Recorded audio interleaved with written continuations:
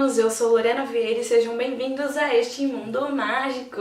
O assunto de hoje é um assunto polêmico, delicado, de uma tamanha complexidade, mas precisa ser falado. E eu já adianto que sua opinião é muito bem-vinda para você deixar aí nos comentários, mas eu peço que me respeite, acima de tudo, assim como eu respeito a sua opinião. Se vier com xingamento e brutalidade, eu vou apagar o comentário. Simples assim. A gente acompanhou, não sei se você acompanhou, mas eu acompanhei. Semana passada, a Argentina legalizou o aborto para mulheres com até o 4º mês de gestação. Quando se legaliza o aborto, que é uma questão de saúde pública, ele passa a ser algo público, ou seja, é um procedimento que acontece gratuito, que está incluído na saúde pública. E aí eu vou começar do começo. Falar sobre o feto é muito complicado, porque existem milhares de opiniões de milhares de pessoas que pensam que a vida humana começa a partir da fecundação, que a vida humana começa a partir disso, a partir daquilo, a partir daquilo. E dando um exemplo, quando uma pessoa sofre um acidente, alguma complicação médica e tem uma morte cerebral, o que acontece? O cérebro dela morre. Um hospital ele vai dar duas opções para a família: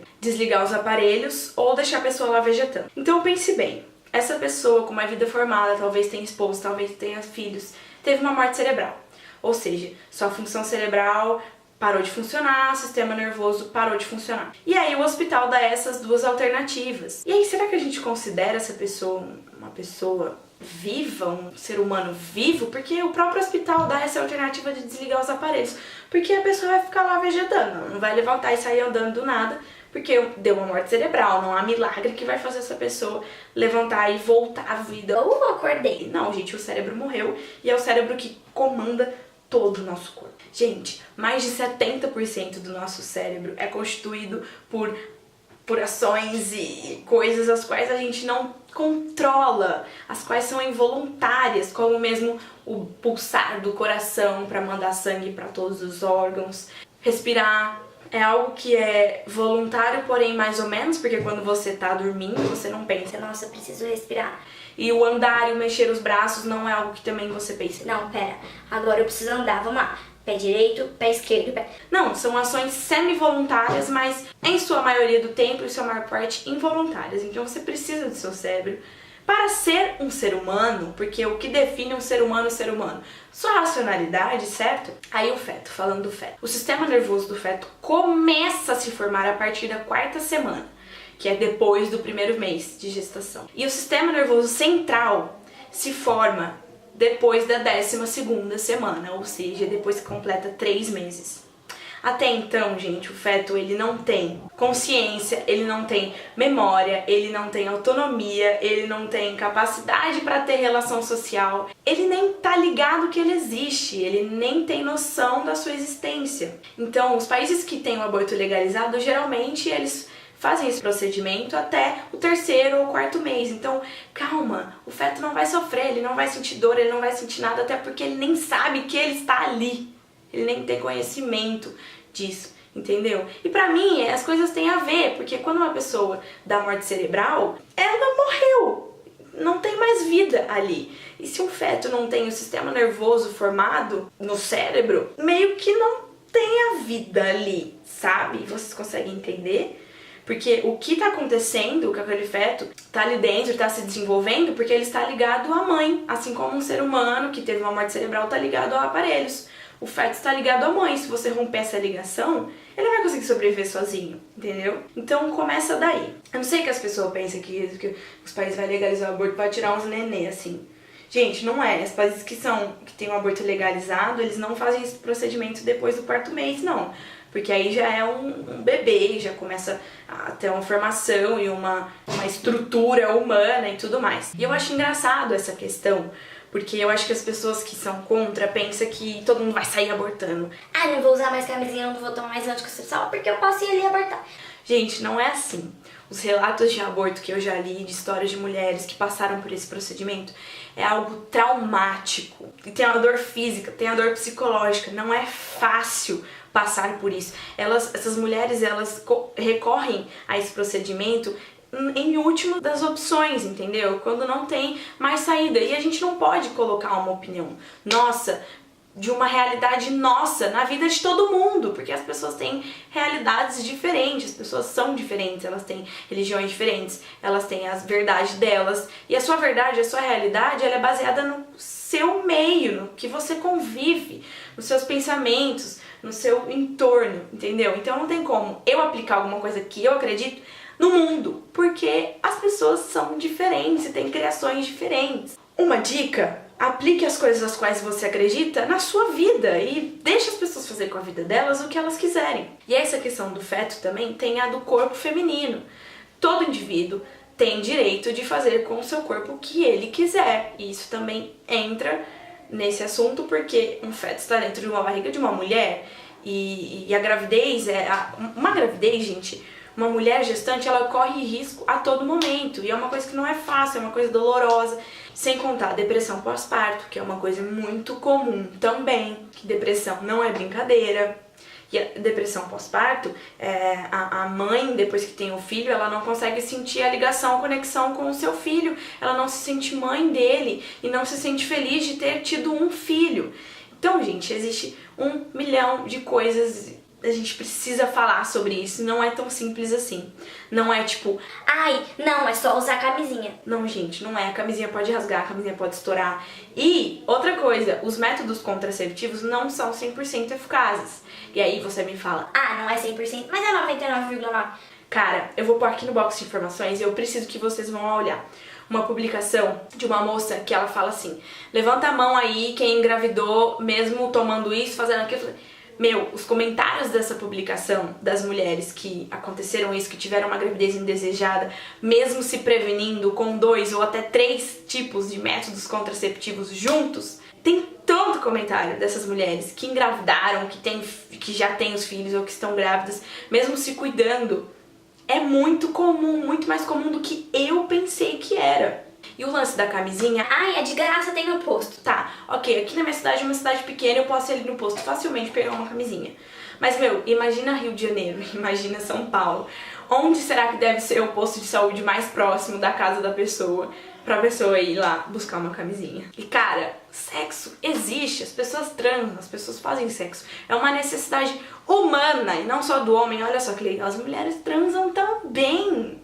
E aí, outra coisa que eu escuto muito: não, mas se você não quer, você tem um neném, depois você dá pra adoção. Gente, não é assim tão simples. Não é assim tão simples. Imagine se você, que não tem filho, mas tem um cachorro. O cachorro é teu filho, né? Eu tenho uma cachorra que ela é minha irmã, né? Só não falo que ela é minha filha, porque ela é filha da minha mãe, tá? Minha irmã. Eu jamais daria minha cachorrinha, porque é minha cachorrinha. E aí uma mulher que não tem condições psicológicas, não tem condições financeiras de criar uma criança, esperar passar pela gestação, todos os riscos que ela corre, todos os riscos que esse neném corre, e aí depois, quando ele nascer, entregar para adoção, não é uma decisão fácil. Sem contar que os orfanatos estão lotados de criança, em sua maioria grandes, porque é muito difícil alguém adotar uma criança com mais de 5 anos de idade. As pessoas, quando vão adotar, querem adotar nenéns, querem adotar crianças de 2, 3 anos, e aí vai lá um casal de homossexual querer adotar, e ninguém deixa adotar, porque vai influenciar a criança vai virar gay. Eu não entendo vocês. E aí, sem contar que essa criança, depois que cresce, faz 18 anos, já é considerada adulto perante a lei. E aí precisa sair desse orfanato, né? Depois dos 18 anos, não pode mais ficar ali como um órfão. E aí essa pessoa sai do orfanato, sem base psicológica nenhuma, sem uma boa formação educacional, porque o sistema de educação pública do Brasil é uma grande merda, que a gente sabe disso. O que essa pessoa vai fazer? Qual oportunidade ela vai ter? Qual oportunidade as outras pessoas vão dar pra ela? Tem as que consegue? Meu, claro que tem, mas é mínima, são poucas. A maioria que não é adotado, tá ali no sistema público de adoção e não é adotado e faz 18 anos e sai dos orfanatos, o que essa pessoa vai fazer da vida? Ninguém vai contratar alguém órfão que não tem nenhuma estrutura, que não tem uma base de educação boa. E aí, na maioria das vezes, essas pessoas sucumbem ao crime. E aí vira bandido. Ah, mas aí tudo bem, bandido bom é bandido morto. Agora vocês podem matar essa pessoa formada, com caráter, personalidade. Agora pode matar. Não, porque vagabundo tem que morrer. Tá, ok. As pessoas vão presa e pagam penas por matar outras pessoas. Você quer matar essas pessoas porque elas mataram outras pessoas. você entende que você está se igualando a ela por querer a pena de morte, por querer a morte de alguém, de um indivíduo, independente do que ele fez, ele é um indivíduo, ele tem direito à vida. Mas agora pode matar porque é vagabundo, né? Porque agora virou bandido, se sucumbiu ao crime. Outra coisa comum em quem é contra a legalização, porque a favor do aborto ninguém é, gente, ninguém é realmente a favor do aborto, a favor de matar e tal, mas é que é uma coisa que existe e precisa ser falada. Mas outra coisa que eu escuto de pessoas que são contra a legalização é que elas falam assim: Ah, mas eu sou a favor da legalização em caso de estupro. mas peraí, e essa vida? E esse neném que você falou que era lá no começo? Não deixa de ser um bebê, não deixa de ser uma vida a qual você tanto defendeu, né? Não deixa de ser um bebê que vai vir a ser sem ter culpa do que aconteceu. Mas e aí? Ninguém tá realmente preocupado com essa criança, porque se tivesse, gente, as pessoas iam se mobilizar, fazer campanha de arrecadação pro orfanato, campanha de conscientização de crianças que estão na rua. Quantas crianças a gente vê vendendo balinha na rua, cara? Ninguém tá realmente preocupado com eles, não. A grande questão do aborto é culpar apenas e só a mulher porque ela abriu as pernas porque ela quis. Porque, em caso de estupro, não, ela não transou porque ela quis, ela foi forçada a transar. Então tudo bem ela tirar o bebê porque é uma gravidez indesejada, mas porque ela não transou. Mas se ela transou, meu Deus, tem que arcar com suas consequências. E as pessoas usam esse neném, esse feto, como uma falta de responsabilidade, alguma culpa de não sei... Gente, a maioria das mães que eu conheço amam os seus filhos e dizem que a melhor coisa que aconteceu na vida deles foi ter um filho. Então você vai querer ficar culpando a mulher e querer, como se você, usando a criança como se ela fosse aquela carga que você tem que carregar perante um erro seu. Não, gente, não é assim. O buraco é muito mais embaixo. Você não pode aplicar as suas opiniões na vida de todo mundo, porque as pessoas têm realidade diferente da sua. Eu, por exemplo, sendo alguém a favor da legalização, sou uma pessoa que não abortaria, não faria isso hoje, porque eu tenho uma boa condição financeira, eu tenho uma boa estrutura familiar, tive uma boa educação, né? Estudei numa escola da hora, faço uma faculdade legal, acredito que eu tenho uma boa estrutura psicológica para criar uma criança, tenho uma família, eu moro com os meus pais são casados. Só que as pessoas não são igual a mim, as pessoas vivem em condições diferentes da minha e têm realidades diferentes da minha. E cadê esses pais que ninguém penaliza esses pais, que a culpa é só da mãe, porque a mãe tem instinto materno? Cadê os pais, gente? São mais de 6 milhões de pessoas no Brasil que não tem o nome do pai na certidão do nascimento.